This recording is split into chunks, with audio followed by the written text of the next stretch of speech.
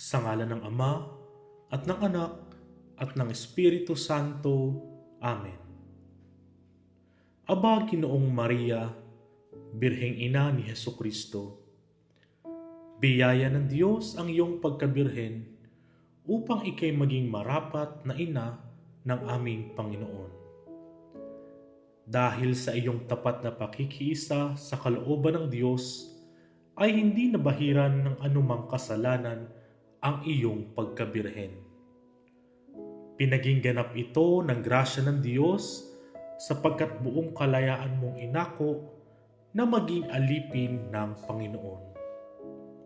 Ipanalangin mo kami upang puspusin kami ng Espiritu Santo ng mga biyaya na magpapanatili sa aming kalinisang taglay mula nung kami ay binyagan.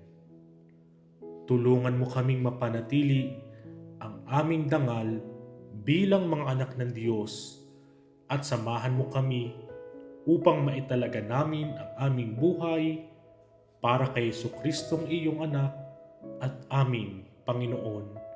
Amen. Sa ngalan ng Ama at ng Anak at ng Espiritu Santo. Amen.